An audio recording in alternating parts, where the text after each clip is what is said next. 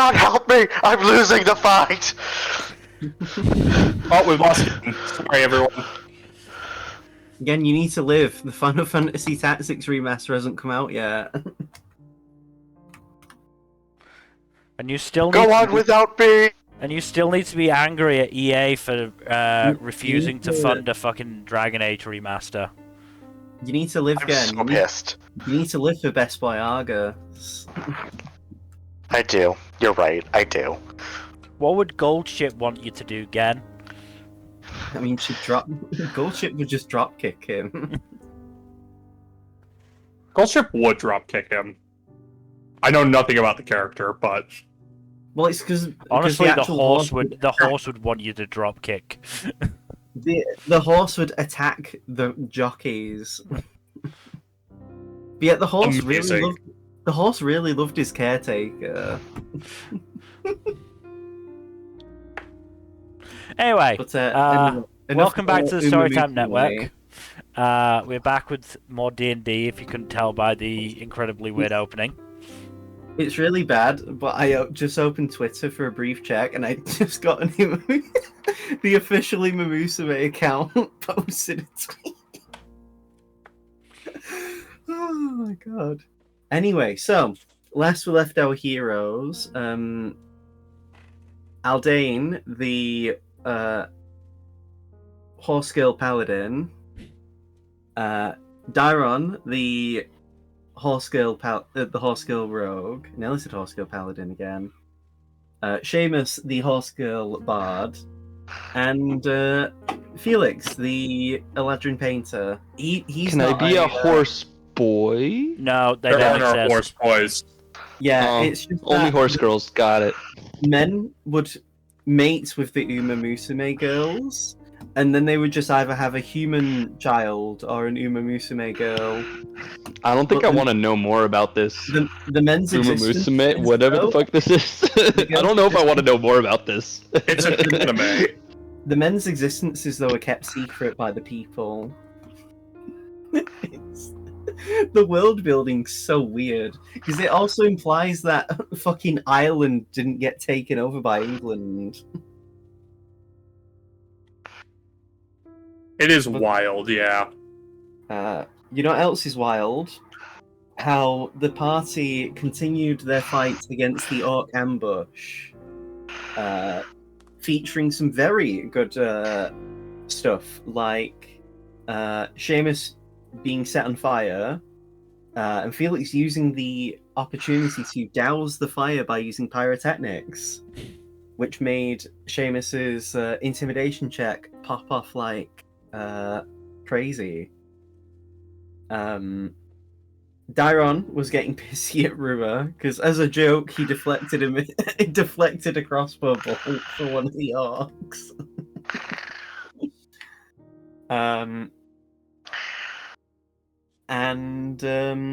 Yeah, you won the fight without killing any of them, and I think I said you all get inspiration for that. Yep. Inspiration, The fuck yeah. The leader, at least, of this group of orcs, a Frostfang orc by the name of Urai, led you to the camp that he is in charge of. Also, You I got the then- joke on that one, by the way.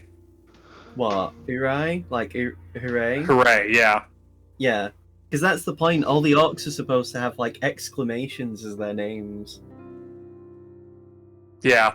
It's why Gadzooks is funny, because that one's the most explicit, like... And now he's dead. Then is Prody supposed to be like another form of prost?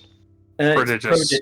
prodigious, because one of the characters in Digimon would use it as his catchphrase. Izzy. Like, go. So, yes. That means there's an orc. That means there's an orc out there named Inconceivable.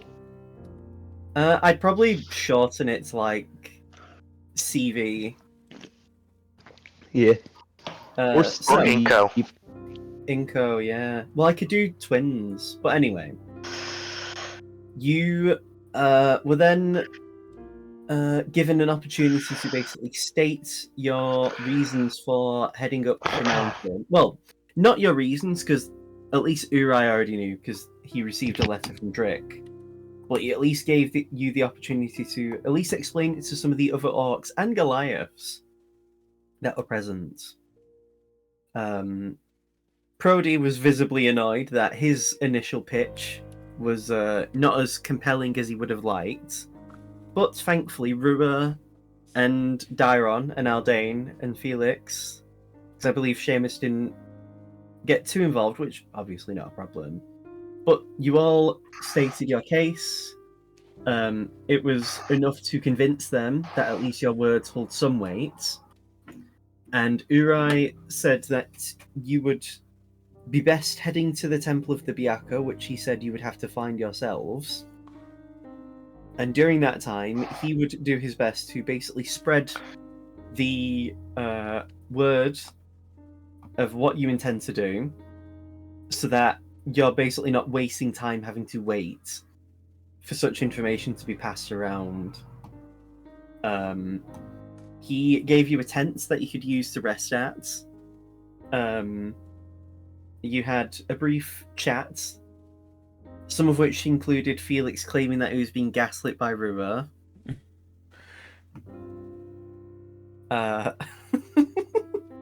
Truthfully claiming. I mean, if you believe that, then sure. It's happening again.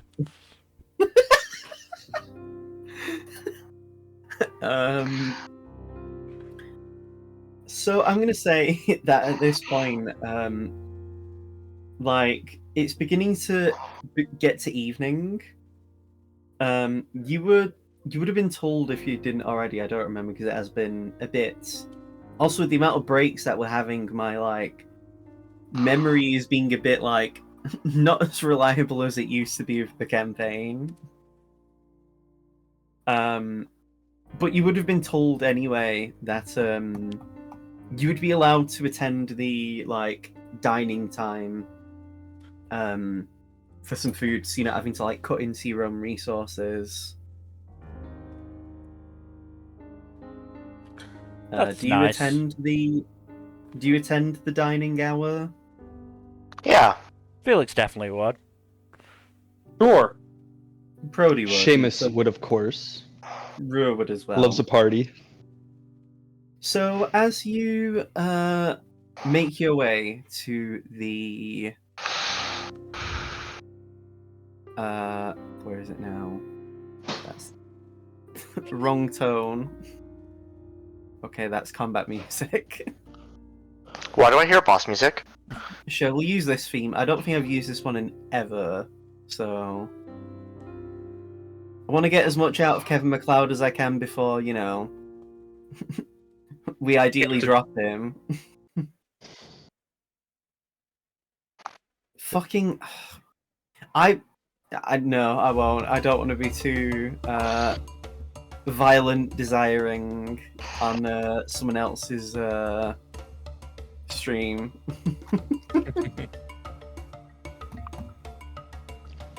So you the mood's actually pretty jovial. You see various Goliaths and orcs and half Goliaths and orcs and so on. There's a few people playing music actually. There's a few people dancing at fires. You see an older orc actually serving some gruel, but there is actually a table of food for you to just take. A lot of it is stuff like sandwiches, it looks like use of bread. You also see a very large animal being spit roasted. Oh boy. Let me check what the animal would be. I've got a list of Arctic creatures, and I clicked on halfling by accident. Just the halfling. That's a very different kind of thing going on. Oh no, I wasn't even thinking that kind of spit roast. I just mean like actually one being cooked. I know. Yeah, I know. that also would be bad.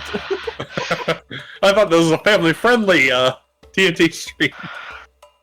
It's like 17. I know.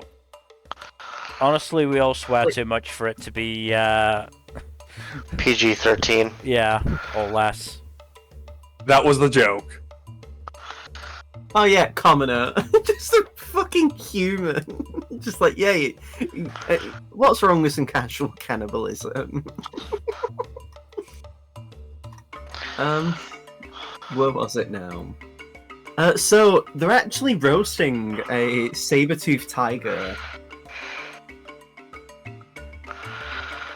Again, we're getting your breathing through the mic. Gen's just that Sorry. excited to see saber-toothed tiger. I would be. Yeah, you see a saber-toothed tiger, you also see a polar bear that's been, like, on this roast. You know, I've heard that those are very difficult to cook well. Well, maybe they've had experience because they live here. True. So yeah, as you sort of, like, if you wander around and see people, you do see a few people, like, staring at you. Most of them seem to actually be looking at Prody. And you see, like, one of you would, like, hear a child pointing at Prody being like, why is he green? And, like, you just see one of the parents be like, you don't say that about people.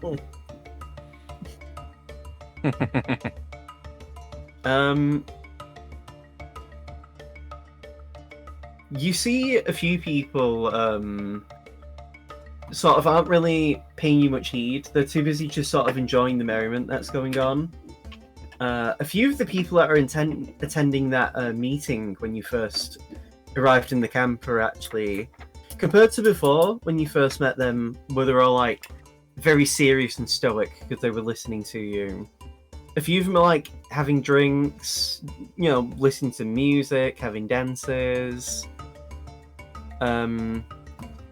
It's a drastically different vibe compared to the Bloodblades. In a nice way, though. Like, you know, the people are happy. I mean, we're not getting outright insulted, which I believe we did. Certainly I did at the Bloodblades. I mean, to be fair, Felix does often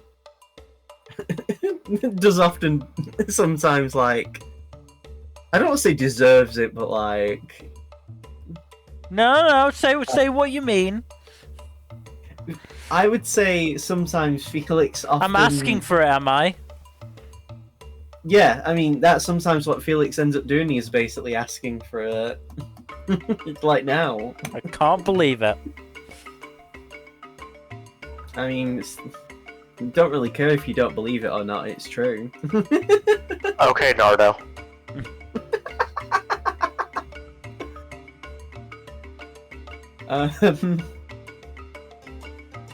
During this time, you do hear a few... If you want to, you can use perception checks to hear some of the murmurings of the people. Because they are, like, discussing things. So you might be able to get some information that could be of value.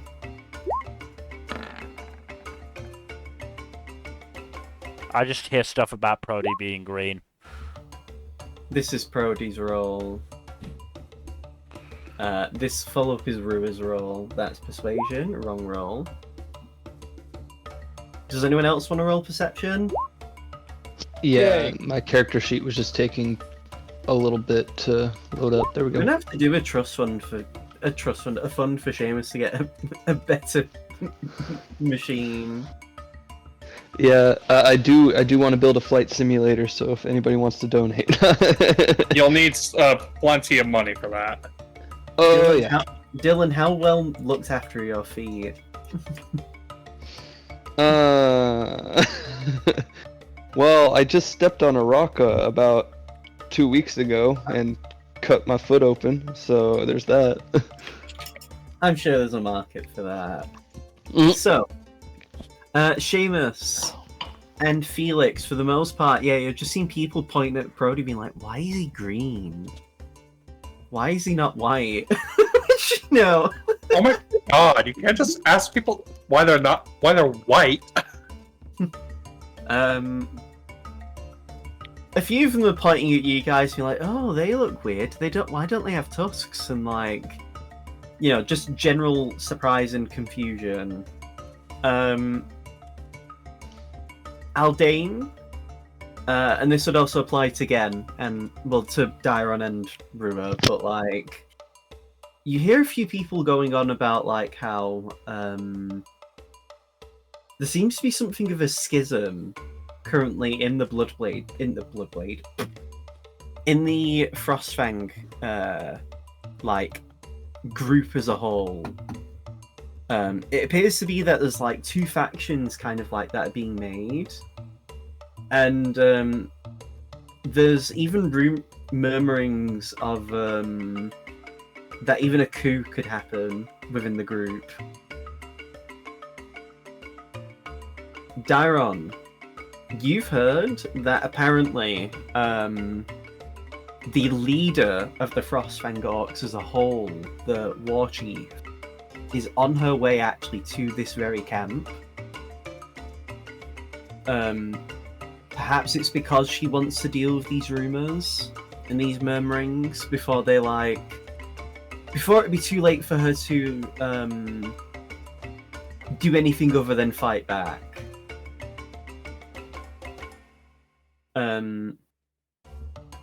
Some people are saying that perhaps Urai is actually stirring dissent within the orcs.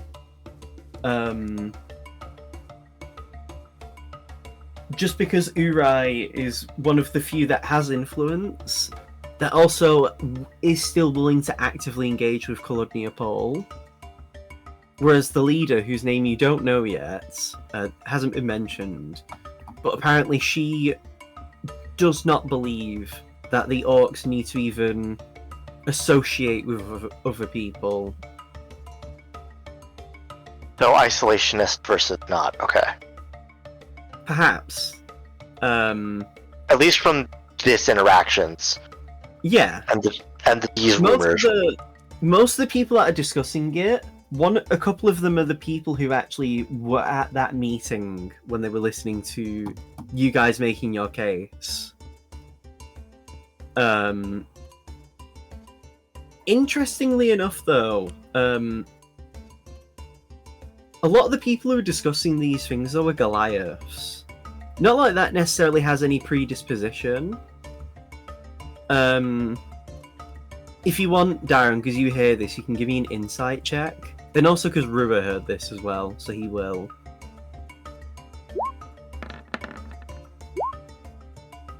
So from what you can gather, there's a small bit of dissent growing amongst some of the Goliaths within the camp, because they don't like the fact that the Frostfangs are known as an orc tribe. Some of them. And remind me, what is the local leader's race? So, to your knowledge, the leader of the Frostfangs is at least half orc. Whether she's a full-blooded one or some mixture of Goliath, you don't know. But the Goliaths some of the people that are discussing this whole thing don't like the idea that that the Frostfangs are considered a orc tribe first, and that some of the Goliaths feel secondary.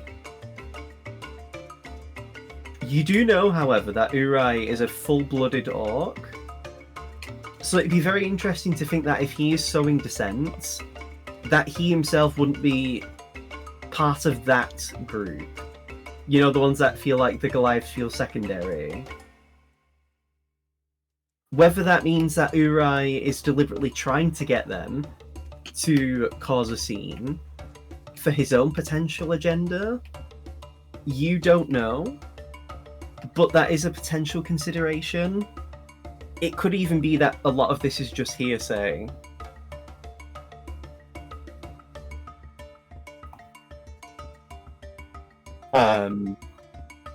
But it's definitely concerning, especially if you are looking to get these people as allies. And you're also in the mountains where they have infinitely better knowledge of the terrain than you do.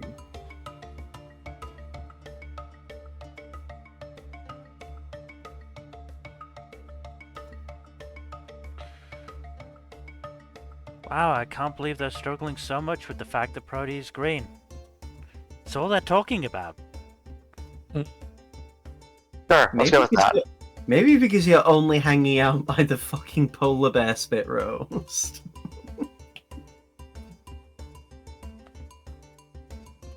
I mean, to be fair, so's Brody. Brody's also only hanging out over there, but he's clearly hungry.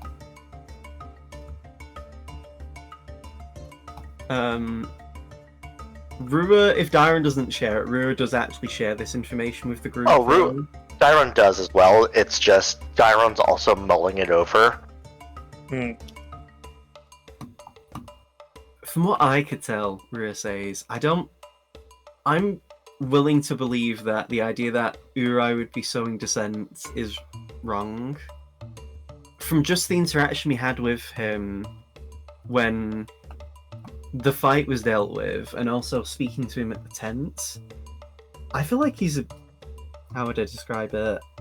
He's more egalitarian than the rumors send to believe. Yeah, I feel like the most he would do is make a power play to use what is currently going on as an excuse to prove that breaking the isolationist stance would be for the best. And I feel like I mean, just based on what we're reading, right? Or based on what we're hearing, it does seem like, you know, that there's more complex politicking than what's going on than what we initially came to believe. Prody chimes in and just says, honestly, I kind of wish I was just dealing with the Bloodblades. It was so much easier maneuvering and manipulating them to do what I needed them to do. I mean, that's because you know them, though. You know what makes them tick. I mean, it's not even that, it's just a lot of them were very simple. No hate to them. You know, I've actually been getting a lot of them to read, and in fact, if you've even started a book club, if you can believe that. Huh, Oh, that's nice. What are you reading? Children's books. Honestly, good for you guys. Better than Dr. nothing. Seuss. Most of Everyone's them, gotta start somewhere. most of them have a year 2 reading level, which in America would be like, you know, grade 2, like 5-year-old. Yeah. think No, that's I like get it. 6 or I'm not gonna 7-year-olds. judge. But you know, I no hate to them. The fact that they're even learning to read at all is good, because it means that we can actually start using letters. Hey, everyone's gotta start somewhere, right?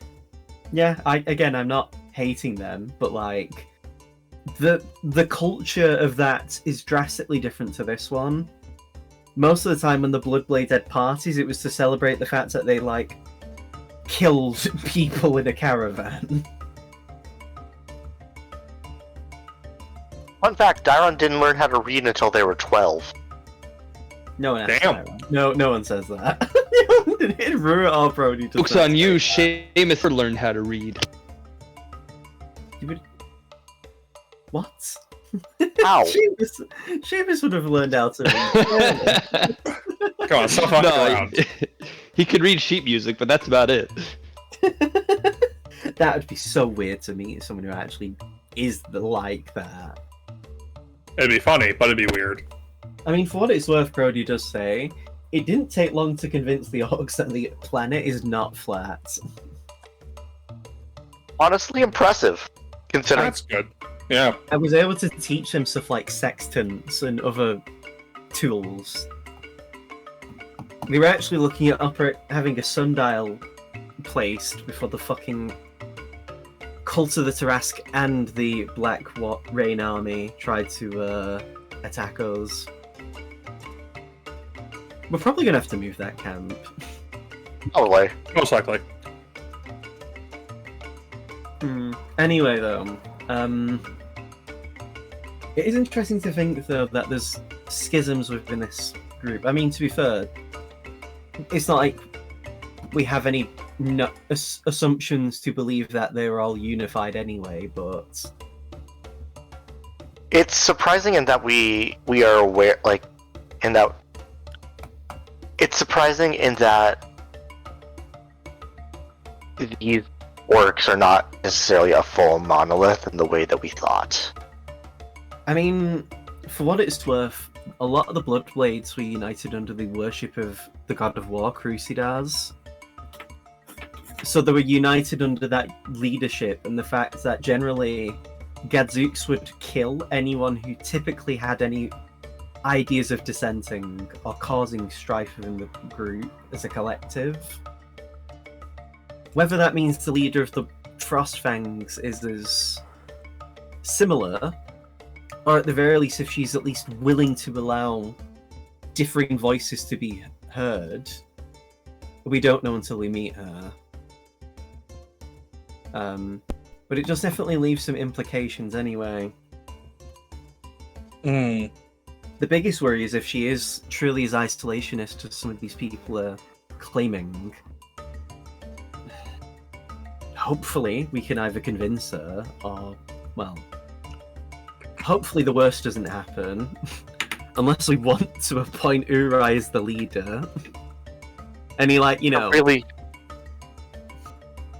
really don't want to...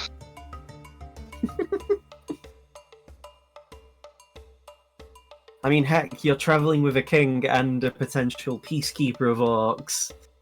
There's not much we can do if we have to do some politicking ourselves.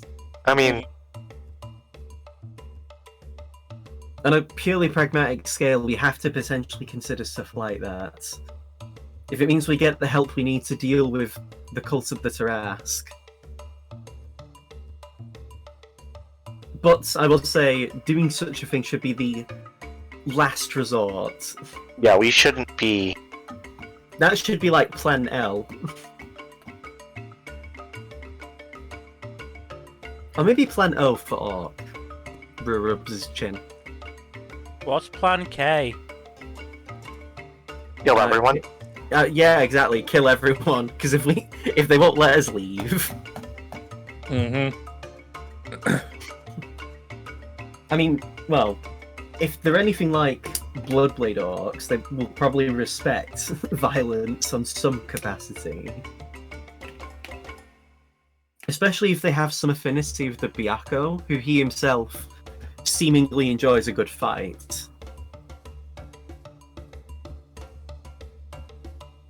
Then again, probably kicking the shit out of the Byakko if we had to do that would probably give us them a reason to fall in line.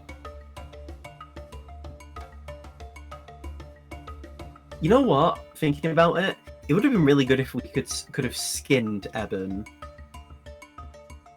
That's morbid. I mean, you know what is also morbid? Eugenics, so you can have a child that can be your perfect vessel for power. I'm not saying that's incorrect. I'm just saying. And to be fair, from how everyone we've known who associates with them has described Eben, skinning him would probably be the nicest thing we could have done to him. Yeah, just based on the way everyone was talking.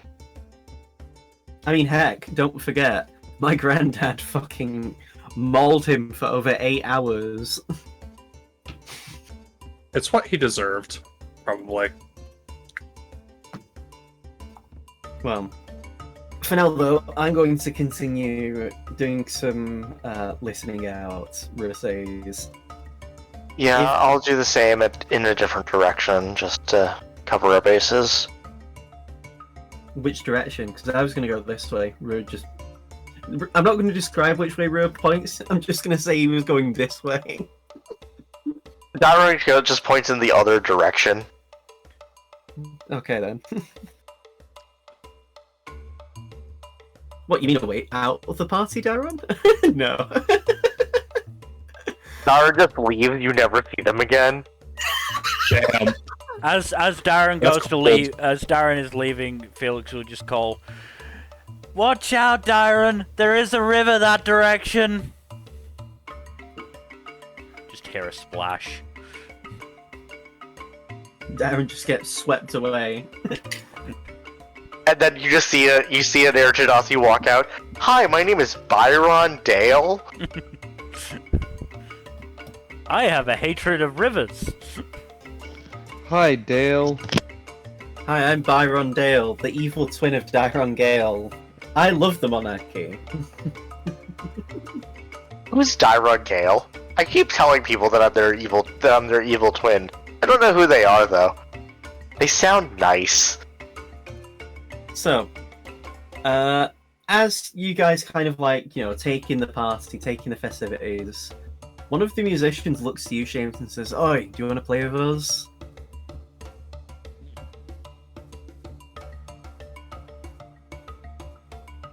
Fine then, if you want to ignore us, fuck you. Who are they talking to? You cut out for a sec. You. They were asking if you wanted to join in with the instruments. Oh yeah, definitely. You'll have to forgive our friend. He's a little slow. That's not nice, Felix. He's not wrong though. I mean, he was wrong earlier during that discussion we had at the tent. Not about this. Broken clocks, in this case, can be wrong more than twice a day. So yes, do you participate with them? I Jim? do. Does that mean I should roll a performance check? I mean, you could just not roll and then nothing happens. You're not used to the style of music they're using because they're using instruments that are kind of incompatible with what you're used to. It doesn't take long for you to kind of get the hang, but you do harmonize with them relatively well. Good.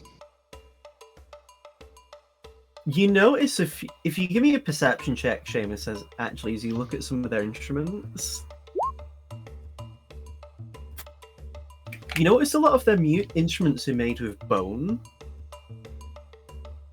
Probably the most disturbing part, though, is that some of them are alarmingly humanoid.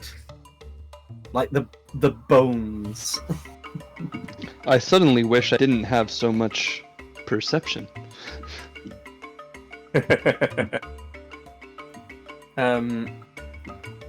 Specifically, well, from what you can tell, they look humanoidish, like not orc bones. Generally, just because of cause some of them are skulls, parts of the instruments they're using. They're definitely not orc skulls based on the physiology. It wouldn't be unlikely to assume they're probably human bones, just based on the cult's interactions with humans. The orcs' interactions with humans, I should say. Oh yeah, do you like this? This came from a human spine. And you're playing it like a xylophone. That's pretty cool. Yeah. If you want, I can teach you how to make one yourself. I think I'll pass? If you say so. I guess some people don't care about the pursuit of music. The transformative nature of finding different ways to create instruments. I think there's a line there that I don't want to cross. Oh, you mean like the lines of this flute? This was made from some of their eyelashes. We used magic to put them together and to make a line. The fuck? You should have seen last week. We were considering getting halfling for the spit roast. God. You know why we couldn't? Why was I given the ability to hear? Well, a lot of it is because we realised there's not exactly any halflings nearby, and also it'd be very uncouth of us to do that. We don't engage in cannibalism. Well, that's They say something at as they least. have used human body parts to make music instruments. Hey, that's not cannibalism, that's recycling. Ah, yes, yes. As the party goes on and Seamus has to deal with the disconcerting musicians he happens to find himself with,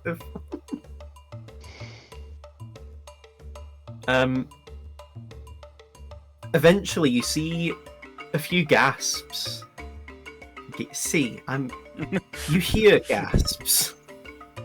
Yeah, I see we're all synesthetic. It's like, well, no, I was gonna say it's like comic book bubbles. I was gonna say, so somebody has like a spell that creates fucking speech bubbles. I mean, I think that's Skywrite. No, that's Tsukamichi. Anywho. I don't get the reference. It's an anime. Oh, of course. Ugh, anime was a mistake, am I right? 100%. I was a You don't watch mistake. I say it's like I am literally, my entire right wall is bookshelves of manga. As you play a game about anime horse girls. To be fair, it's based on real life horses, so like, if I could just What? I was gonna say I could just drop the game and watch the horse races, but most of the horses in Uma Musume are dead. Brass Wonder, rip. Honestly, she's a genuinely goated unit. Rip Bozo, you will be missed. No, you should be saying that about Hulk Hogan. I mean, I did. I think I said it in multiple servers when I shared the news.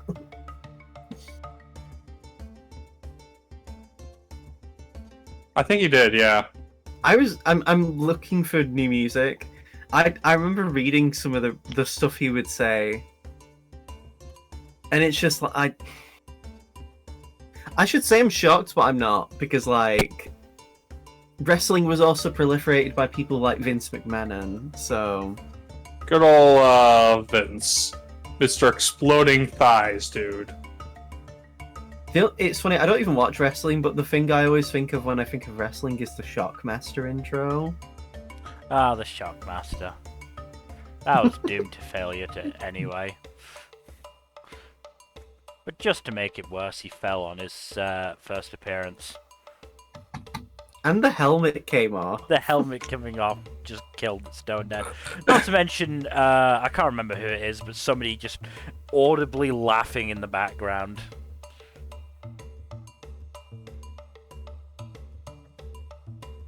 I love it when you're watching something that's live and there's always one person in the crowd who makes a noise of some sort louder than everyone else, and it's really distinctive. Oh my god, where's the song? Huh? Is this no? This is combat music. I know this is combat music. Mortal Kombat! We have to sick of waiting for you guys. I've come for you, Aldain. Ah! Just watch as Aldain. It's just an avalanche of white liquid. Oh, yeah, pause. Wow. Wow, again. Me when I turn the VPN on, because I have to do that now. Huh? God, that law is so fucking stupid. It really is. Because they've banned pornography in England. Oh, And unless also, interestingly enough, an alarming number of LGBTQ content. I'm sure they're completely unrelated. And you know what's also very interesting is that Labour also received a sizable chunk of money from the Gambling Commission. And it's very interesting that gambling isn't also under them same laws.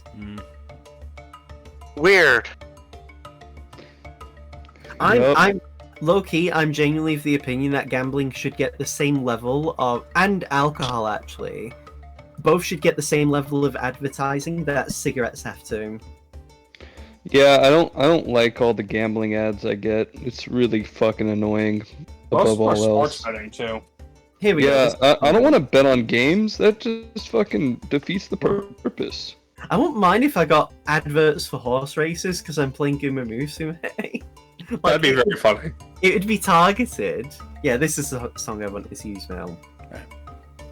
So, the vibe within the orc camp begins to still, cool, almost like the night air, as walking in, you see a very tall woman. She's almost as tall as Kerin, you know, Akira's partner.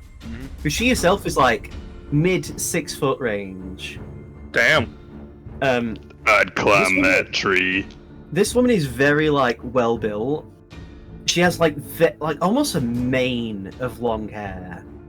Interestingly enough, though, on her very pale white skin, is the occasional stripe of black, like black stripes along her body.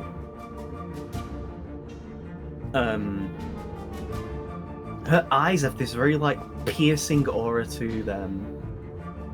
Almost as if she's like looking at everything with a level of like, not disgust, but something similar to it. Dane. Yeah, almost if everyone around her is like beneath her. I mean, And she- it as she's feels wa- like most of us are. Physically speaking, yeah. Seamus says, "Mummy." As she's looking around, she looks over at the group. At least the ones that are still there, because I know Darren said they were wandering off. I don't know if they actually did. I assume They so. did. Darren's gone. Rua would also be gone. So I assume she'd basically be looking at Prody, Felix, and Aldane. Felix And waves. she almost like exhales in like a growl. And you notice the tusks she has, are very prominent. And she looks at the three of you, well, the two of you plus the NPC, and goes, "So, am I to take it that you are part of the group that's wandered into our camp here? I was told there's 6 of you." Wandered A seems couple like of us. seems like the wrong word. That makes it seem like we did it on accident, and I'd say we did it fairly purposefully, right, Aldane? Yes, purposeful sounds much more accurate a descriptor. The semantics matter not. The point is that you're here. And as I said, there's 6 of you, is there not? Where are the other 3? Other 3. Well, Seamus is up there on the stage, getting told he's basic by your musicians. She just looks over at Seamus with a glare.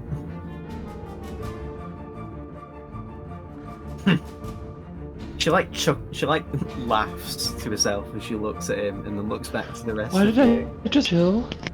Darren was gonna walk into a river, and Rue was gonna think about why he was wrong to gaslight me. I honestly wasn't paying that much attention. I am not wrong about that, Felix. Shut up. You just say Rua yell as he like. There's Rua. Sometimes I Enter feel like I speak can back still to the hear his phone. voice. Yeah, because I'm right here, you clod. I didn't go that far. I saw her coming and decided to head back your way. We'll miss him until he returns. Rua I was gonna say Rua uses his the arm he uses to beat things to death with to flick your head, but no, because that's not something he can be soft with. It would be the kind of thing that would give Felix a concussion. Which is why he doesn't do it. But yes, there's also me. It's good to see you. And he waves at her with his mechanical arm.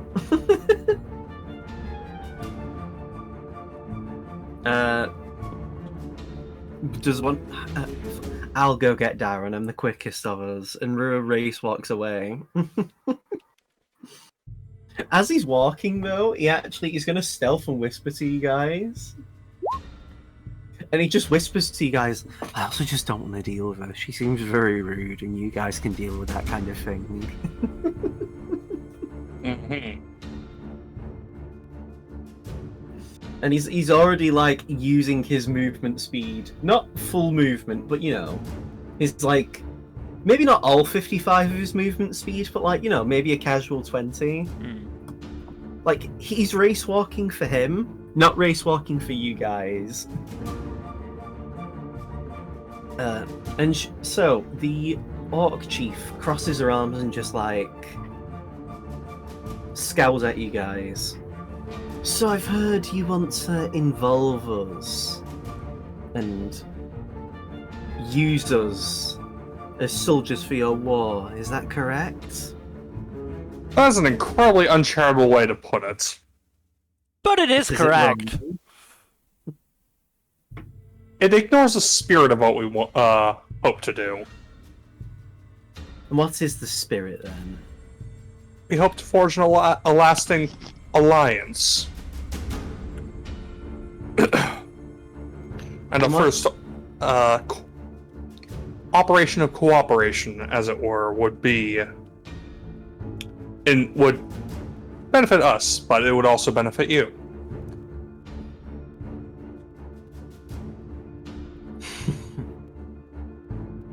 She smiles a bit. It's more of a smirk.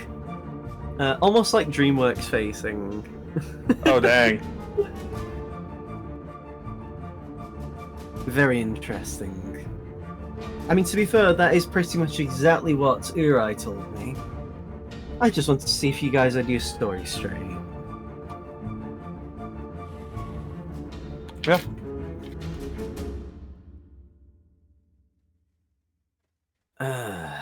Well then. Let me just check the notes for her name.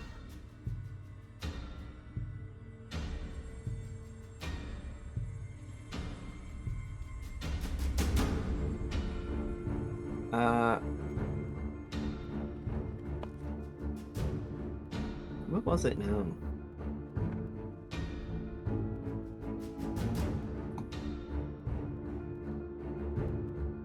Here it is.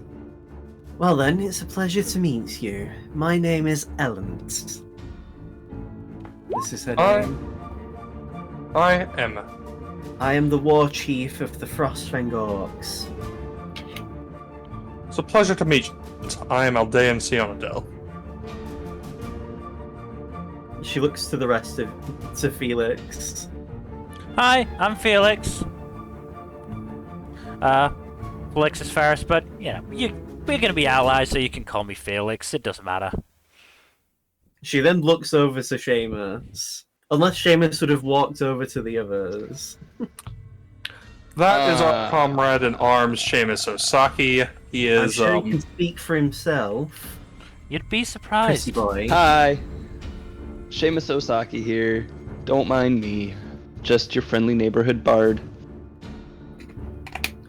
Well, you're not exactly someone from this neighborhood, are you? No, but I am from a neighborhood. Right. At this point, Dyron, Rue would have found you and been like, you need to come back now. What did they do? It's more like, what is someone else about to do? God damn it. Okay. At this point, Darren, you would see the orc, who most people are giving a fairly wide berth. Even the people she came with, who are both... one's a full-blooded Goliath, who is like... Mr. X was close to 7 foot tall. This guy is like pretty much 7 foot tall. And the other one is an orc that, if anything, in contrast to how tall the Goliath is, this dude is more wide. These are like that's her coterie. I don't know. I kind of just came over as soon as she did. No, I'm asking you, the DM. Yes, probably. It seems like they are, because they're both like... They stood the closest in proximity, but they're like... Let me think of a way to describe it. Like, imagine this is her. This is the orc leader. Yeah? Hold on. On the world map. Here, ping again. Okay, we are. We are on this map. I'm not, like, here. Okay. Like, imagine that's her. And then, like, imagine these two are the orcs. They're, like, this far away from her. Can I get an insight on them? Yeah, you can. Anyone else can if they'd like. Do love me some insight. Hey! Rua did that, so what will Prody roll? Wow. The fucking hell! Prody locked in. Felix is just gonna look past her and just go, "Who are your friends? Why are they standing so far away?" Because they know when to show due respect. I have not commanded them to stand near me. Therefore, they do not stand near me. Oh, do you like your personal space? I understand that. She rolls her eyes at you, Felix. The two, they're both men. Both of them are stood behind her, as they are. The vibe you're getting from them, anyone who rolled, well, actually everyone, because you all rolled really well, they very much know that, like she said, basically, they haven't been told to stand near her, therefore they will respect what she says for fear of the repercussion. It's not a matter of fear, but more so that they respect her enough not to overstep their station. This isn't a we don't want to. We're doing the bare minimum. This is a respect of the thing. Yeah. Got it. Like, especially if she is the war chief of the clan, by all implications, she should be strong enough to defend herself anyway. But that Right. still doesn't mean she should be unattended if she's doing, like... There's a reason an honor guard exists, even if the person they're Yeah. guarding doesn't. I mean, well, case in point with you guys and Rua. Like, he can look after himself, but it still helps that you guys are there to back him up if he needs it. Because you are basically his honor guard. Kinda, yeah. That's why we call ourselves the Nameless Guard. So, and she looks over to you, Dairon. And what are you called? Dairon does a curt bow. Dairon Gale. And she looks to Rua, and he waves again with his mechanical arm. I'm Rua. And she's like, oh, I see. You're the king of the country to the south of us. At least if we ever decided to invade you, I know your name, so we don't have to waste time with reintroductions. So, before we begin, welcome to the one of our many Frostfang camps. As she's talking, Prody, Can I just? Like, Prody's sorry. gritting his teeth. He's mad. 1 second.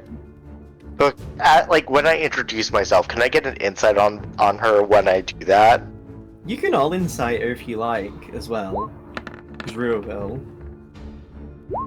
You can see Prody's visibly angry because he's pissed off she didn't ask him his name.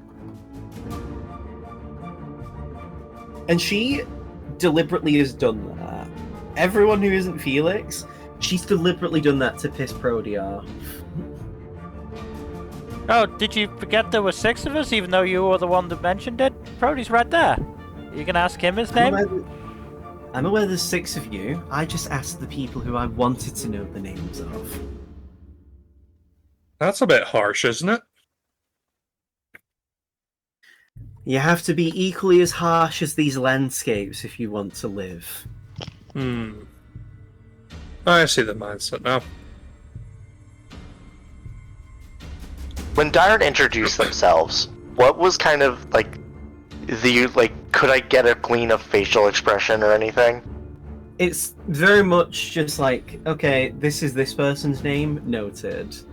Got it. The only one she really seemed to give much respect to is Rua.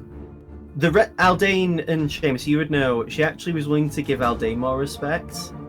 It seems as if because Aldane's in full armor, she's seeing that as the implication that he's probably the strongest amongst you. Maybe physically, but At least, like, say the most battle ready. Makes sense. She's also seemingly giving Rua a bit of respect because if he's the king, her belief is that he must be deserving of it, if you get what I mean. Got it. Out of everyone, though, the priority in terms of, like, respect is Aldane, Rua, Seamus, Felix, and Dyron, all tied, and then Prody at last. Jeez.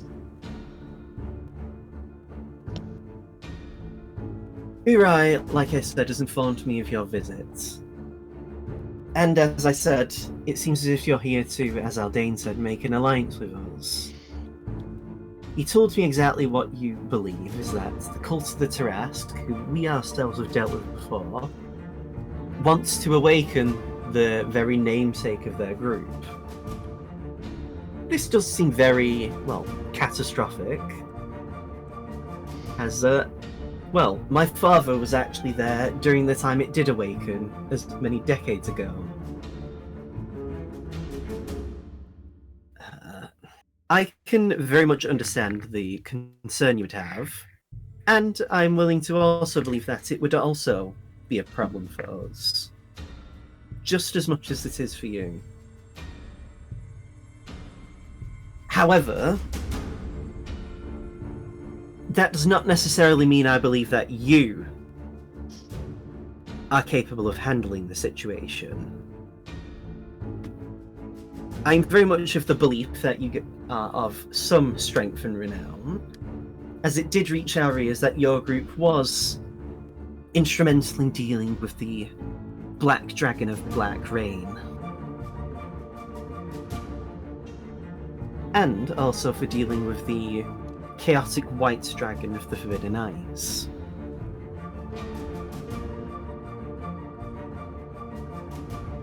And as she's talking, Prody actually steps forward and just says, "And what?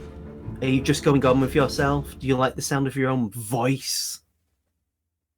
Get to the point. Stop wasting our time. We're on a deadline."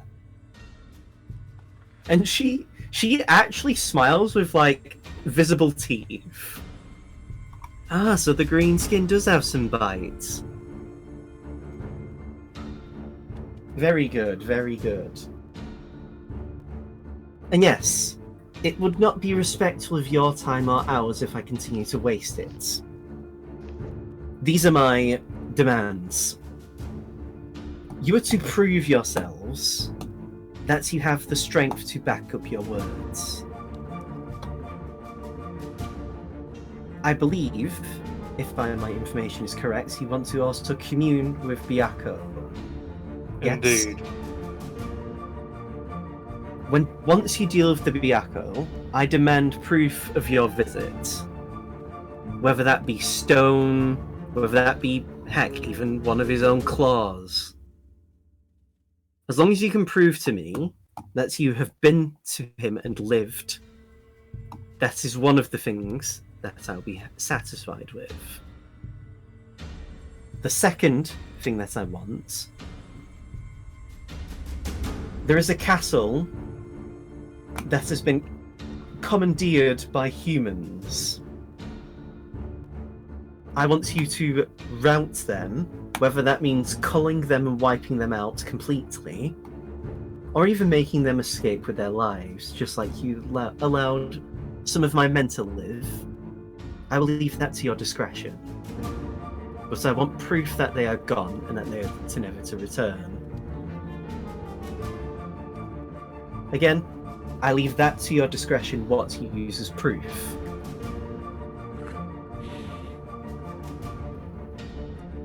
Third,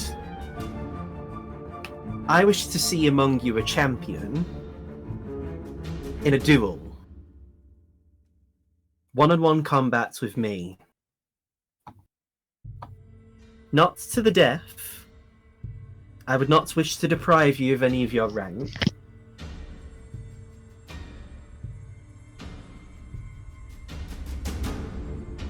Are these terms acceptable?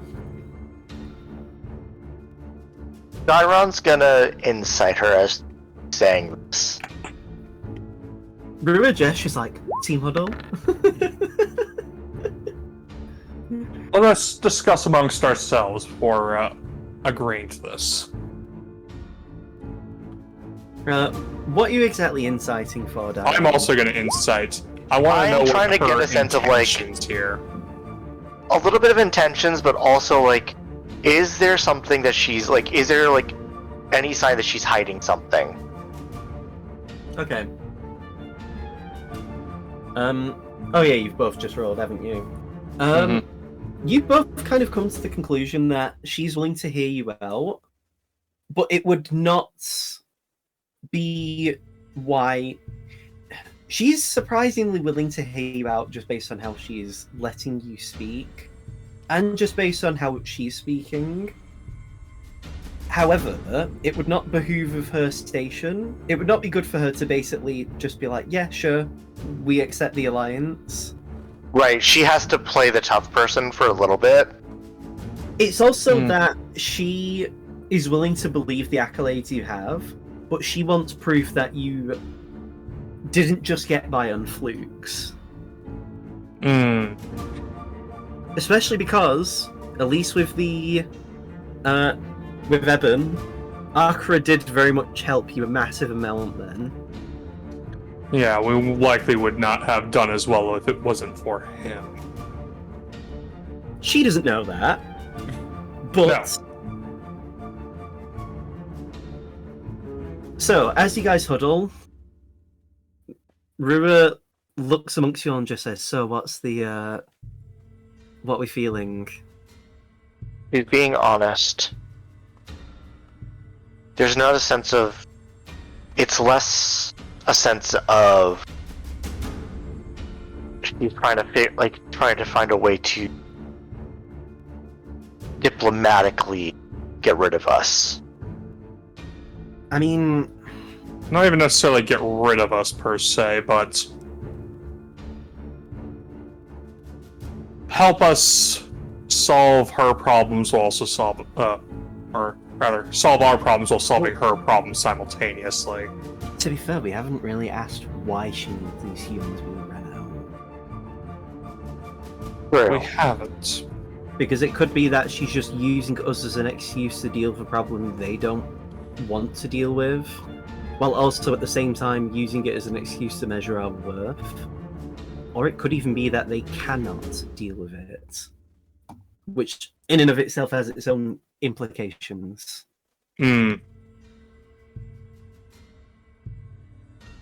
Also, if we're going to duel, I assume one of us in particular wants to be the champion. I look at Prody.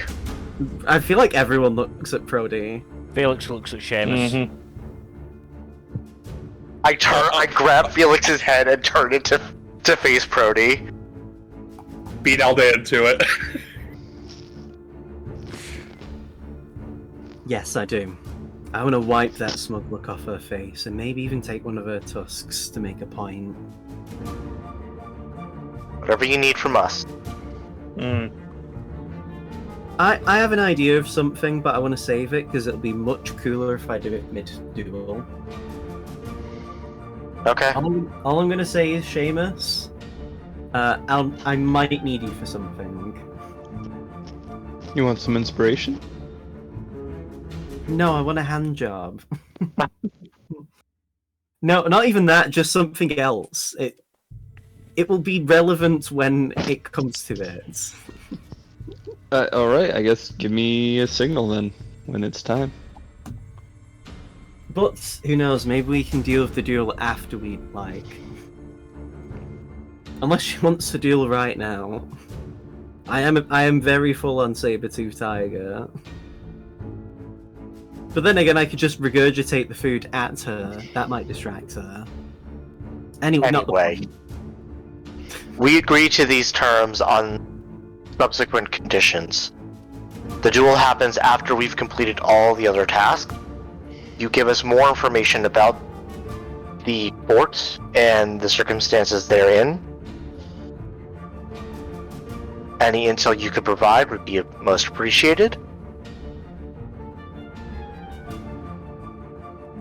Well, yeah, I think that's completely acceptable.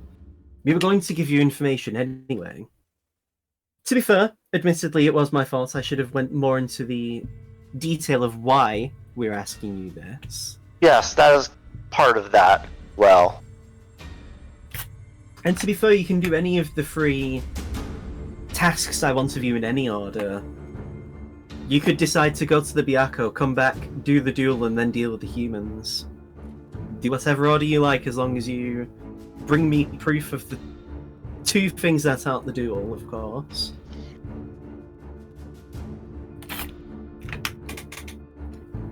So, as for the fort, the reason why we want you to deal with it is because we are... Am I right to believe you have quite a lot of experience fighting them off? The cult. yes. They seem to be taking wildlife. And then the wildlife, when it is brought back into the wild, is different. More feral, seems more on brand. monstrous. It's getting to the point where some of them are even being able to reflect magical projectiles. That is not ideal.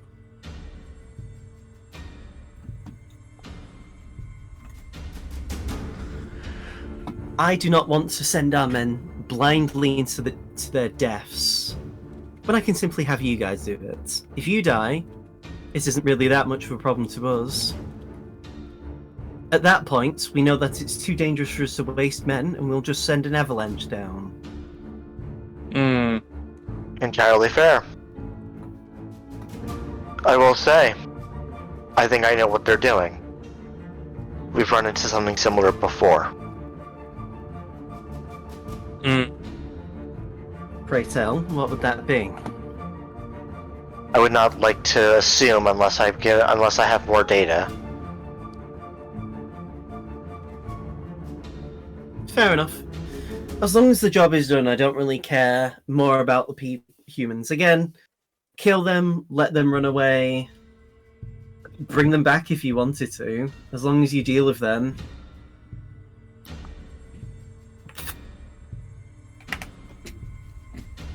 That runs of the mind of like, I'm not giving this person more information than I need to.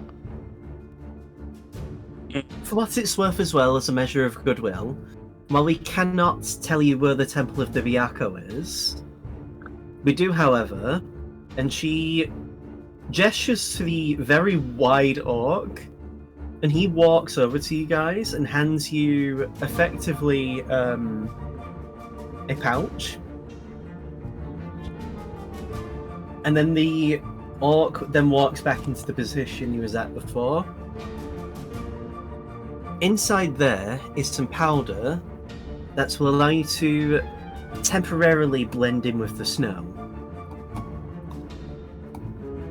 It is what's... well, we used it before we eventually were able to have our skin naturally blend into the snow. It should allow you to get close enough to the fort that you can at least do some potential reconnaissance or just make a sneak attack. By the way, we don't care if the actual fort is damaged or destroyed. It is just a matter of getting rid of the people there. So you could blow it up if you wanted to, or do an avalanche of your own. You just want the humans stopped. If you at least do cause an avalanche, please let us know in advance. And she does also nod at your question.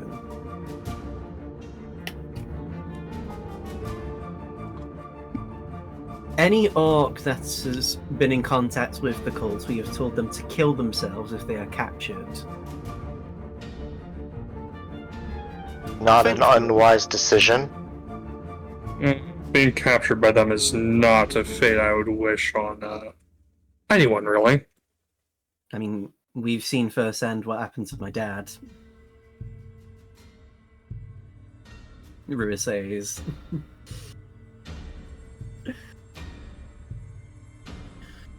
But yes, we accept your terms.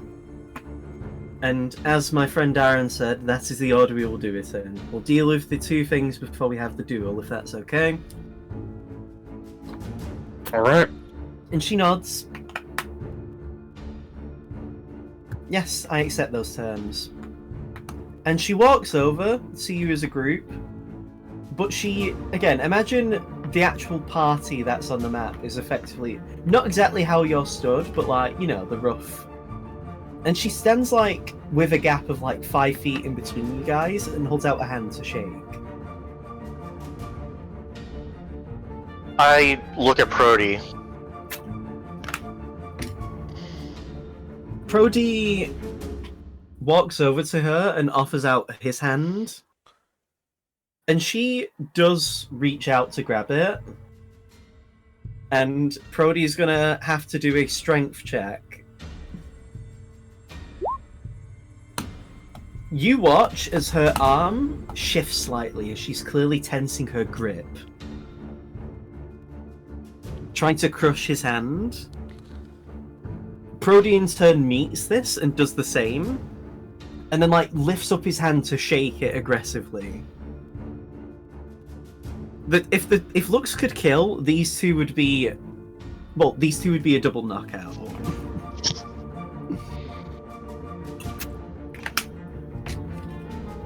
I don't exactly see why you have such a problem with me, of all people. At the end of the day, we're both orcs. Unless, of course, you have some bad history of greenskins, as you put it. What? Did a greenskin beat you in a fight or something? I'm looking at her. I'm inciting her response to that. She actually just bursts out laughing. She's clearly amused. The fact that he didn't wince or like buckle under her attempting to like crush his hand, and the fact that he is like, it seems like she's deliberately prodding him to see how she meets him, to see how he meets her. Sorry. Curious. No. We just don't like orcs that have flown too close to their nest and think they're better than what they are. Especially someone as well-read as you. I can smell the blood on you. You've clearly done your trial. But I don't think you've seen true fighting. At least that's my take on you. To be fair, the rest of you also look like pups. But, well, something about you in particular really pisses me off. And Prody just like, at this point they've both let go of each other's hands and Prody's just like, well, okay. Be angry if you want. It's not going to change the fact that when I beat you in the duel, you'll have to look like a loser in front of them in the mud. Or rather, well, as he gestures around the snow. There's probably mud under the snow. Well, almost certainly. And she grins at him and just says, whether I win or you win, the ring around us and the snow beneath us will be caked in red. Again, not to the death. But I'd be careful about needing to wear a mask when I'm done with you, with your pretty little face. Prody at this point looks behind at the rest of you guys and says, did you hear it? She said I'm pretty. Congratulations, man. You got a nice, good compliment there. I think I'm in, guys. Yeah, 6 out of 10. Coming from a 5 like you, Tyron? Aldea just lightly taps Dyron on the back of the head. At this point, she actually does take a few steps back again. And she just says, for now, continue enjoying your day or rest. Do whatever you like. Again, if you do decide to go for the option of an avalanche at that fort, do let us know. There is a camp down, like, low to the fort. Down Wouldn't be well if we lost altitude. an entire camp.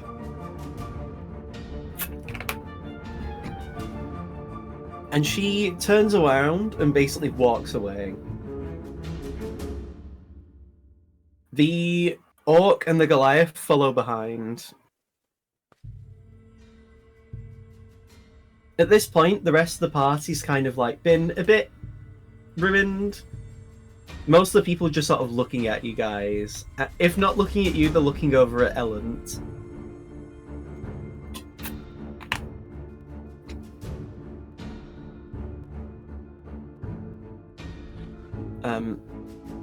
Rua then chimes in and just says, well, the party's kind of been ruined. I'm gonna go to rest. Anyone gonna head back with me? I have some thoughts, so I'm just gonna stalk around for a bit. I'll join you in a little while. Anyone else want to join me? Sure. Does anyone else head back with Rua? Because Prody's gonna head back. Yep. Felix?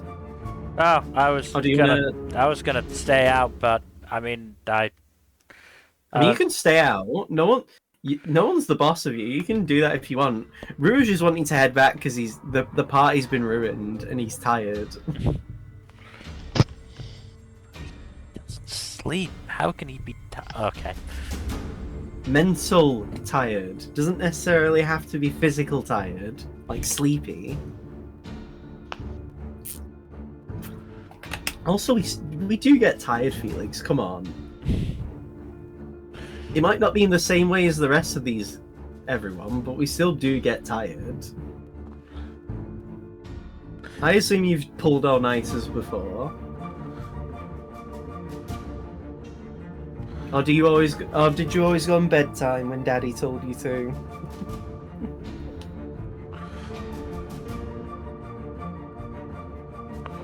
Now, children. Give me a second here. We're friends. I wouldn't do these jokes if I didn't think Felix could take it. Heck, he's 5 times my age. He's more than... Well, no, he is like 5 times my age. No, 50 times. Yeah, 5 times my age, not 50 times. Yeah, Felix isn't Freerin. True, Felix isn't a good piece of media. I will hurt you. I say that having not even watched or read a single bit of Freerun. The only thing I know of Freerun is at one point Freerun tells a woman to kill herself. And she does. Her being in a mimic, and apparently Himmel is like... I feel like I've seen people jokingly equate Himmel to like the "what would Jesus do" kind of stuff. I mean, yeah, that's more or less his vibe. Kind of the whole thing with him. Also that demons, apparently, the discussion of demons really brings out the fascists in the fandom. Yes. But yes, so are you heading back with them or are you staying up, Felix? Definitely staying up now after that comment.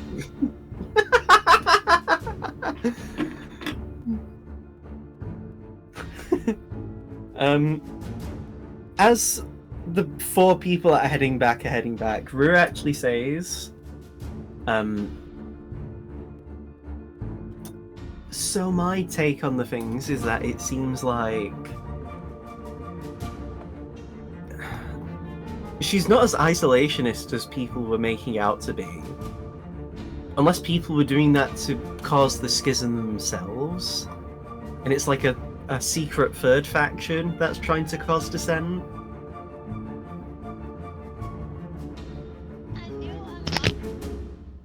What the fuck was that?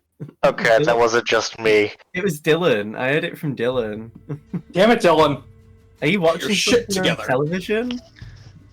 No, that was an ad for some. Oh my god, you're watching ads willingly? No. On my mobile game. Uma Musume Pretty Derby? My goat? You mean my horse? There are no goats. Well, there's actually a title you can get for your Uma, depending on if you fulfill the conditions. That's called the goat. Oh, that's amazing. The localization's genuinely top tier for the game. That's good. I always like to hear about a good localization. But yes, Rua continues with his thought process and just says, like, if anything, it seems like she just wants a good challenge, which, I mean, seems to be. And I'm not saying, like, orcs are predisposed genetically to be challenge seekers, but, like, at least ones Speaking of fascists, at least ones in positions of power seem to crave the challenge that comes with being a leader. Hmm.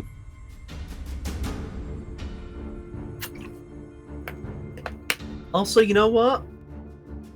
If Brody isn't into her, I might ask her out.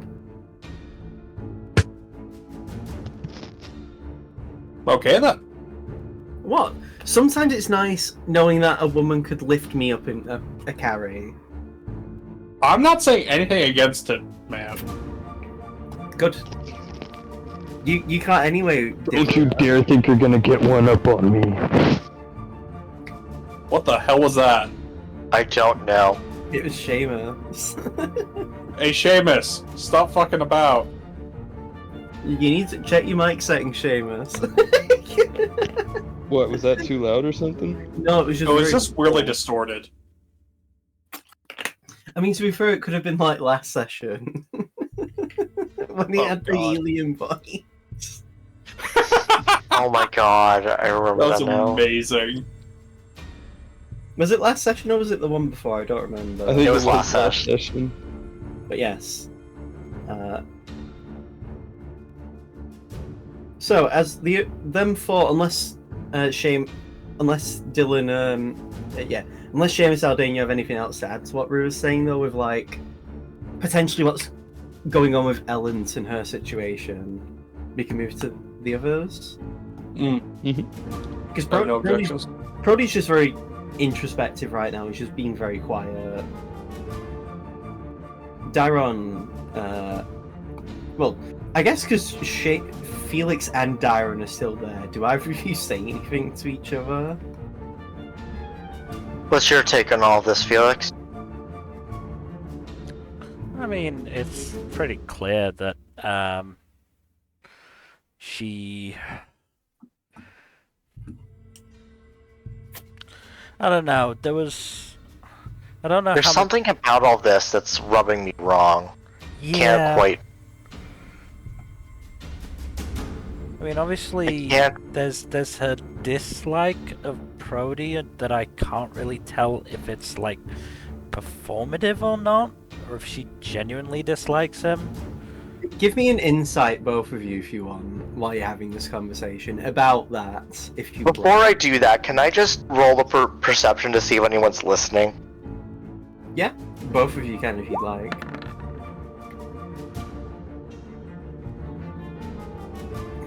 Why was that a nat one? Oh, reliable talent. Yeah. Reliable talent, baby.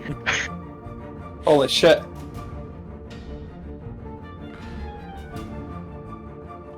I'm gonna leave that. I leave that stuff to Darren because I know they're good at it better than me. Yeah, no one's listening to you right now. They're all just sort of dispersing. Also, I would have assumed you'd like find a more secluded area before you like have a conversation about it. Yeah, but Darren's being a little paranoid right now, so. I completely understand that. So from what you can tell, she genuinely has like, she genuinely does not. Felix, she must really think she must like him. You know, like how boys pull the pigtails of a girl. Yeah. As apparently a sign of affection. It's like that. That's what you think it is. She genuinely does not like him. For what you can tell, she thinks he's like a privileged little boy who hasn't actually faced true strife.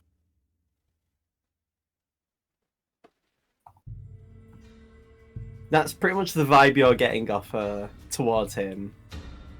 And that's coming off to us now too? Yeah, like that's what you're getting like after the fact. Because yeah, she just genuinely seemingly does not like him. Which is why when he was like actually being angry and rude back to her, she was beginning to respect him a bit more.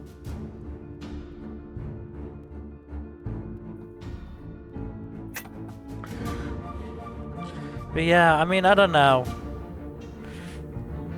I don't know if the way that, you know, she's dealing with this whole situation is better or worse than how Aldane's handling his situation with Oriana.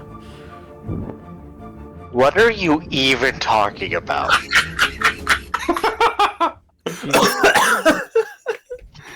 It's past midnight, so I don't want to laugh too loud. Anyway, I mean, what do you think? What do you think we should do about that fort, eh? What's it called? The fucking like the comic where it's just like someone says something really out of pocket and the other guy's like looking at him confused. Non sequitur? Yeah, that's so funny. That one's very funny. Is it? I can't. Who is it? Who's the artist now? I keep thinking Local Funk, but that's the fucking Balatro dev.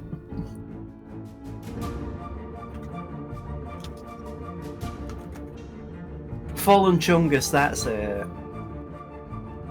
I'm thinking of Fallen Chungus. Anyway, go on. Sorry, between you guys. Anyway, so yeah, what are we gonna do about that fort? Shifty eyes. I do think there's something going on there. Like, I think there's cult activity. Mm. But I do think there's something they're not telling us. Is it because do you think it's something they actually know, or is it just that they have absolutely no information coming out of that fort? I think it's something that she herself is telling us. But that is just my... There's something squirrely about this that I don't quite know how to read.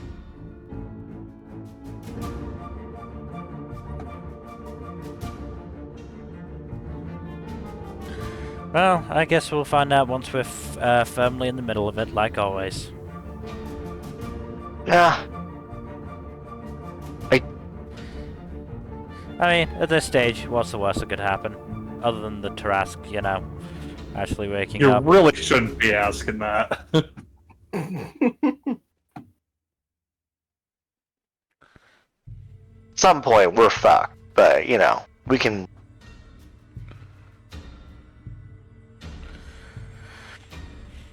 So what do you think we should do first, Biako or Fort?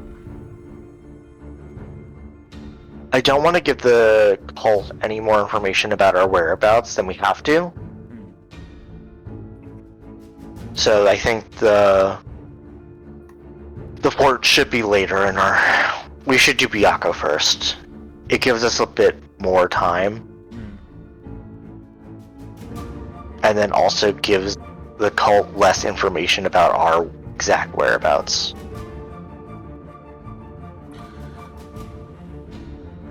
I mean, depending on, you know, how it ends up with, you know, or where the temple ends up being in relation to the fort, maybe we could come at them from above rather than from, you know, beneath.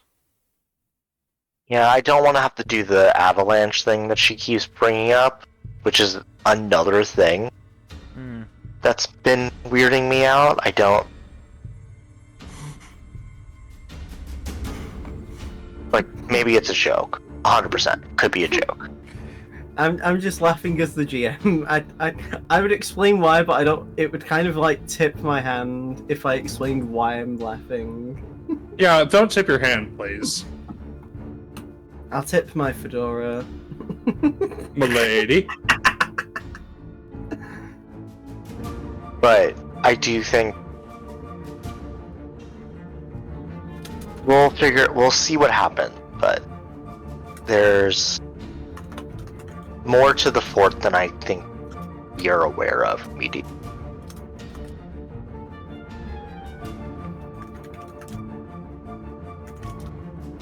Do you think she'd accept one of my paintings as proof, or do we need to, actually get something physical? I think physical. Very. Let's get physical. Physical.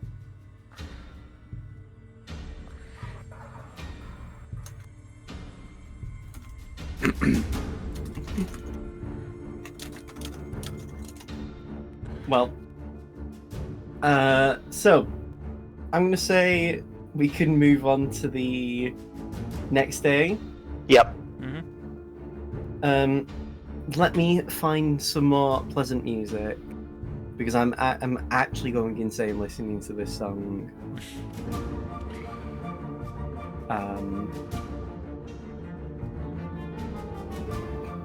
No, I keep finding the fucking song that I keep thinking is from a hentai game. It probably Your is. friend is playing a hentai game. It probably is. It probably is. Like, because it's, I mean, royalty-free music. I keep finding all of that. Is this the one? No, it's not. But I'm just gonna play it anyway. Here you go, Mel. So, it is the next day. At this point, it is quite bright out. I mean, it also helps that you're on a mountain, really, at this point. Or at least, quite high up, so, you're a bit closer to the sky. Mm-hmm. You hear the hustling and bustling of people going about their day. You actually begin to hear footsteps, and you see Urai as he stands kind of outside the tent. I should have warned you guys that the chief would be coming last night, but she also didn't leave warning that she would be making her way. No, I don't think there was anything you could have said that would have prepared. It's best that you didn't say anything, because otherwise you might have taken that poorly. I'll be honest, she probably wouldn't have minded. And if anything, she seemed to came away rather positive after speaking with you.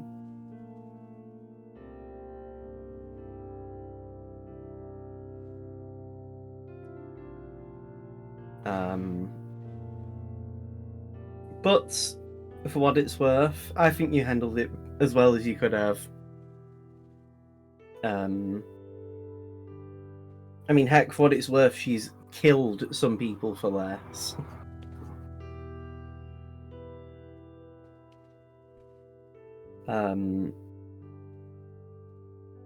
I have been part of the group that's done recon on the fort. So if there's anything else you need to know, I can also give you more information. That would be most appreciated. Location on a map, number of combatants, all of that. Anything you provide us would be useful. It's more or less to the northwest of here. You'll probably see the fort like as you approach. It's quite large, admittedly. Actual headcount of people we don't know. Especially because it seems like, they do rotations. And from what we know of originally, there was a basement in the fort anyway. So it's entirely possible lots of people are, were down there. Was there any sense of non-combatants? If there was, they're probably in the said basement. Okay. We know there's a basement because the humans, ran us out of the fort. Humans love their basements. Gosh. The adults are talking. No, none of that. Shame on you. Isn't Seamus older than you, Dairon? Yes. And yet he I can doesn't be older, but act still a like it. child. Dairon is canonically 20 years old. That is wild. I mean, Dairon's had I've a seen- rough time. To be fair, I've seen some 16-year-olds who look older than me. And I'm 27. Charlie Kirk is 31 years old. I The love oldest 16-year-old you've ever seen. I love the Mega Man meme where it's of an old guy NPC and he's like, "I'm 30 years old." That's it's how I more- felt it's- when I turned 30. It's Mole Man again. Yeah, I found it. I'm gonna post Oh, it in the it's meme like channel. if you guys have ever seen Sword Here Art it is. Online abridged. Also, you should with look like at that. videos like I'm 26. You should look at that video I posted as well at some point. It's very funny. It's not very long, but yeah. So Urai continues to say, we don't know a full head count, and we also don't know if there's any non-combatants. For the most part, when they are when any of their scouting parties are nearby, or in the area, or just wandering around, how would I describe it? Any of the people we've captured have killed themselves before they give any information away. That is... oh dear. Concerning. Hmm. So we're dealing with zealots. Okay. Isn't that Hmm. 90% of the cult anyway? Ruro chimes in. Yeah. It is an much. unfortunately large percentage, yes. Like, I feel like you guys forget, most of them aren't like Colgan. No, Colgan is an outlier and should not be counted. Spider's Gorg. Spider's Colgan, yes.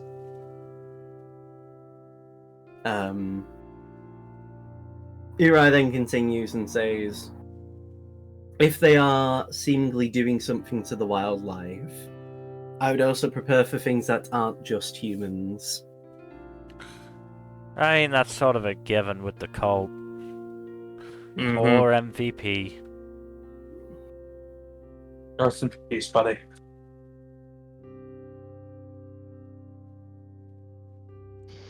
It's weird to think that's been... isn't it like 2 real-life years or so since that happened? Yeah, it's Something like fucking that. wild. But never forget.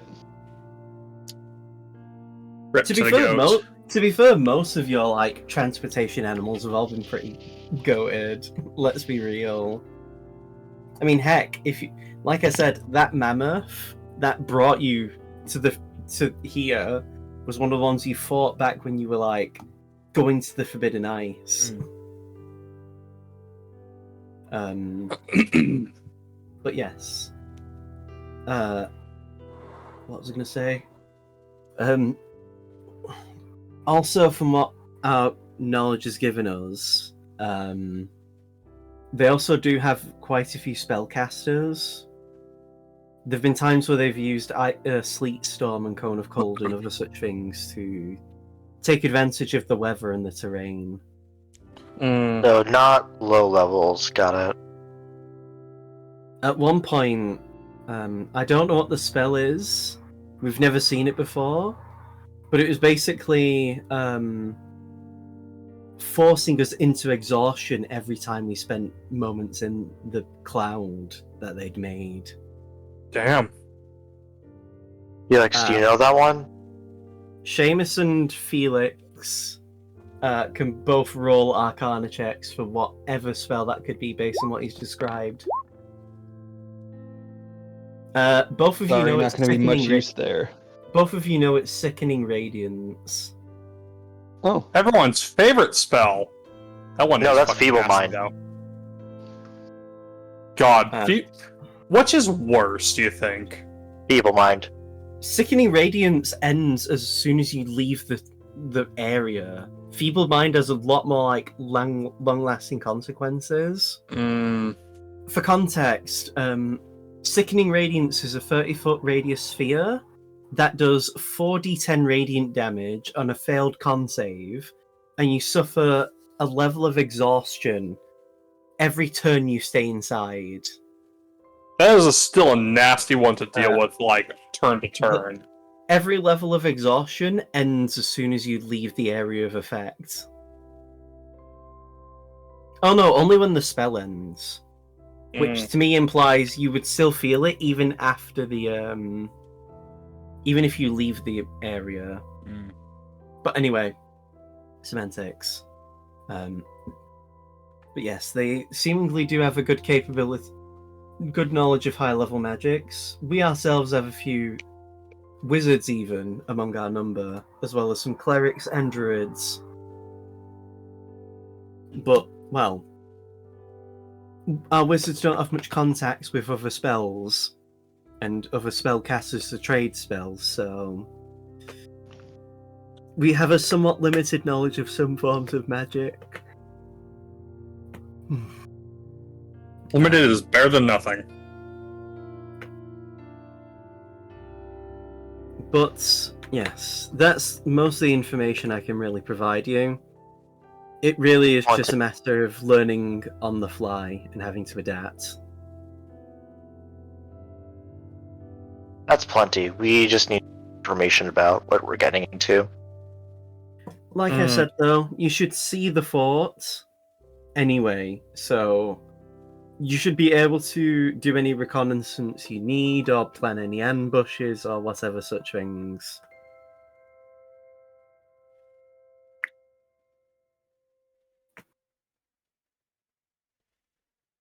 Also, if you were concerned, the only reason that Ellent wanted to know about if you decide to do any avalanches is because genuinely the camp that we keep that is lower in altitude to the fort is generally where the children are raised. Oh. Okay then.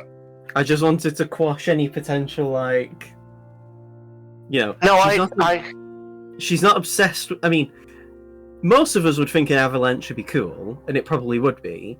But Avalanche, guys! Avalanche! Yeah, we're not going to do that to the detriment of your young. yeah, again, just because each camp has a different service. This one in particular is supposed to be used to meet anyone ahead that tries to come up the mountains, which is exactly what happened when you encountered my soldiers. Right. So, yeah. Again, hence why she tried to emphasize the importance of letting us know beforehand. Yeah, fair. 100% understandable.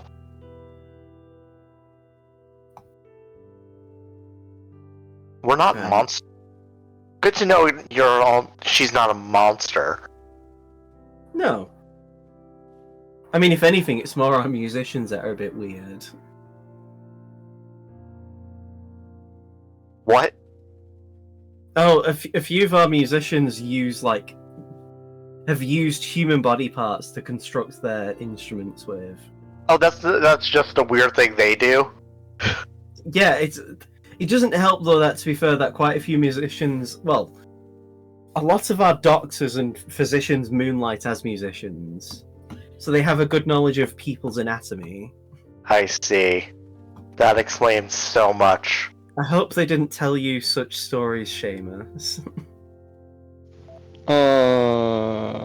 No comment. I'm gonna have words with them after this. Please be gentle. I'm sure they mean well. I mean, yeah, well, I'll try to mean well. There are doctors. Last thing I want to do is piss off one of the doctors. Yeah, that's not a great idea. Also, they might write embarrassing songs about me. That's totally something I would do. Yeah, but you're not a doctor. You're just a musician. Yeah, but I can still write I mean, trash talk. Seamus- I can still write Seamus- diss tracks. Ruin suggests and says Seamus knows how to heal. True, he does know how to heal. Although then again, Seamus isn't trained in medicine. No, he just uses magic bullshit to heal. To be fair, most of the time we're able to brute force. Hey, them this up magic in- bullshit has saved your life more than a few times, Aldane. I'm not saying it hasn't. Speaking of bullshit, well, shit in general. I'm surprised no one's made a spell that just makes someone shit themselves. Careful, don't give me You know- ideas. Wait, actually, out of character, Seamus could make his signature spell the brown note.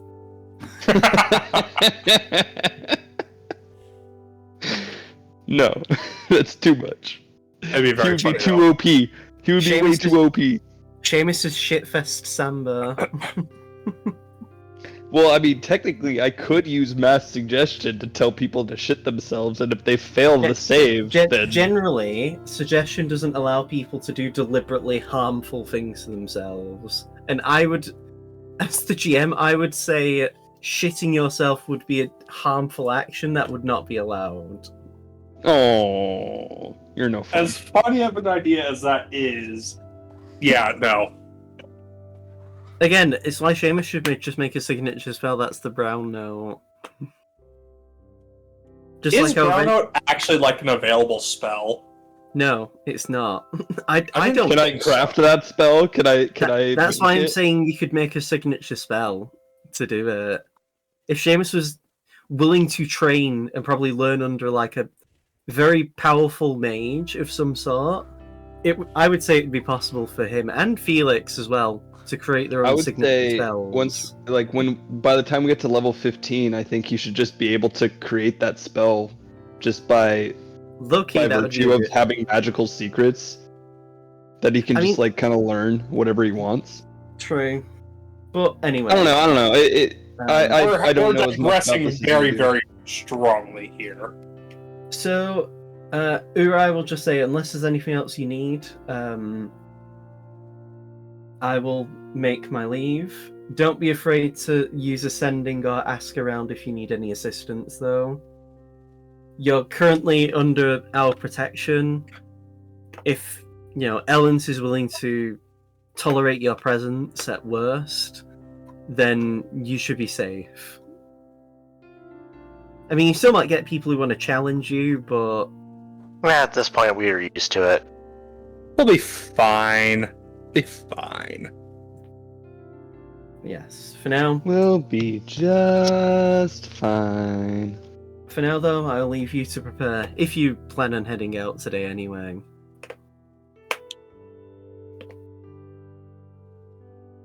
Oh, actually, before I go, our Sky Watchers were doing some checking yesterday, and it's entirely possible that we might be getting a blizzard within the next few days. Oh boy. Well, won't that be fun? Around this time of year, the blizzards tend to be particularly harsh, so I would recommend you don't tarry too long when it comes to making your journeys. Terry, that's a fun word. I mean, yeah, I've been playing a lot of it's funny because I've been playing a lot of Final Fantasy XIV and FromSoft games and stuff like that. I've just been learning a lot of newer words that I've been trying to pepper in my language a lot more. Also, Urai's supposed to be quite well spoken. Makes sense. He's definitely one of the more diplomatic orcs you've met.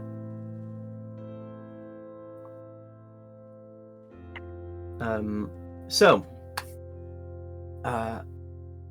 once you guys have made your preparations, I assume you would be in a rush at this point now, I guess, to try and find the Temple of the Byakko. Yeah. Again, where it says on the map isn't a definitive location. That was just the general location. The general vicinity area, yeah. It's the only temple out of all of them that, like, isn't particularly known. Because, you know, like, people knew, well, you were told that the Temple of Genbu was at the Monsu Manor. Everyone knows the Temple of the Suzaku is at the Zenith Peak. You were told that the Temple of the Seiryu is to the most northern part of Siltanok. But, like, the Temple of the Byakko could be, to your knowledge, anywhere on the western side of the Frostfang Mountains. So, once you guys head out, I'm going to ask for a D100 off Dylan. Oh boy.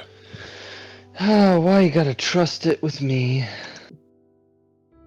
Because fuck you, that's why. 66. Oh god, that's not an auspicious number at all. It's the name of a good song, isn't it? I'm looking at the list. Ah, shit. Yeah, I had a feeling. That's gonna be good night? No, So- not that tonight's gonna be a good night. The exact opposite, in fact. You know what? As terrible as that song is, it does actually have some value. Because if you ever forget what the days of the week are, you can just go to that bit in the song and, like, Monday, Tuesday, Wednesday, to Yeah, but there are better Thursday, songs that do Friday. that. True, but I feel like I Got a Feeling is inherently funny because of how bad a song it is. It's not even the It's a worst meme. song by the Peas. It's still one of the worst songs. I I've will heard say in a though, long for time. whatever reason, I still get nostalgic about it when I hear it. Yeah, because it was playing fucking everywhere when we were in, like, To be middle fair, school, elementary school, high school, or whatever. I've ended Pretty up much. listening to, like, a lot of popular early 2000s white girl music.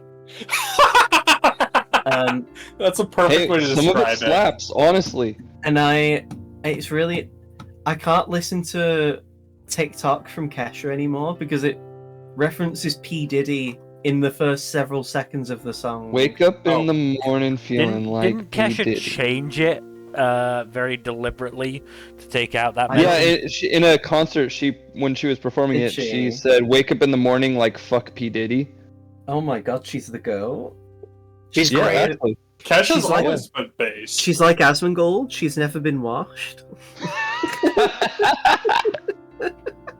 Damn. Anyway, so I will never pass an opportunity to take shots at Asmongold. Nor should you not take those shots. Shit, even Shoe on Head takes shots at him. So, We're getting As- off track again. as you make your way out of the and also keep saying the fucking Bloodblade is because they've been the orc camp for the longest time. As you take your leave out of the Frostfang orc camp that you were in, during your journeys, because at this point you're having to go on foot, just because the terrain isn't particularly kind to the mammoth. While you could make use of it, the actual caravan would not be conducive to managing the rough terrain that you're on. So, as you wander through the Frostfang Mountains, at some point during your travels, Seamus, Dairon, Uh-oh. and Rua all look in the same direction as you hear yelling from what sounds like a group of people. Oh no, not again. Do you go in the direction of the yelling? I vote But did yes. yeah. We should, because if it's the humans, we can at least try and get Seamus to suggestion them to tell us where the fort is exactly. Oh, so now that I busted that out, you're just gonna use me for it. for the rest of the campaign. Cool. Heaven forbid you use the spells in your roster, Seamus. Heaven forbid you use the useful spells in your roster. Hey, I make all efforts. To not use them? Like, where are you going with this? Yes. So, as you head in the direction, you watch as, well, again, Darren and Seamus and Drew, because of their excellent perceptions, you see a group of humans about 10 strong, and they are fighting a very familiar bear-looking creature. Oh no! Oh boy! It's the Oni bear. Is it the same one it's though? Building blades of ice, and it is cut. You at one point watch it bisect a human down the middle. Oh, that's metal as fuck. Like future Trunks to Frieza style. Damn. And as you see it in the distance, we're gonna call it a session here. You motherfucker! Excellent cliffhanger, Kyle. Excellent. Just when it's getting good. What, didn't you like the raw sexual tension of Brody and Ellen? No. Fair enough. There wasn't really any anyway. Exactly. Brody is not interested in her. As you shouldn't be. She is mine! It's really bad. I was originally going to make Ellen a raging misandrist. I think I've been a bit too far. It only would have turned on Seamus, though, let's be real. Well, okay, Dylan. Yeah. No, I'm Seamus is just unfortunately too much joking, of a because step. Seamus I is know. damaged. He's damaged goods, and he's a bard. Everyone in the party is apart from Aldane, really. Felix has daddy issues. Seamus is an orphan. Seamus Darren's has an mommy orphan issues. and was raised in an abusive, like, toxic circumstance. Brewer had to basically feel like anything you would do would always be compared to his dad. And then they both got kidnapped and then he killed his dad. Doesn't even know what's happened to his mum. And meanwhile, Aldane's just like... I'm here. Just Aldane's like, is I vibing can't by talk to the comparison. girl I like because she's too pretty. Well, if it helps, her dad's probably going to die soon, so that particular barrier will be gone soon. I mean, the issue is, Aldane might die in the process of that happening. You've got Revivify. Yeah. No one's going, unless you choose to, no one's going to revive Zaris if he dies.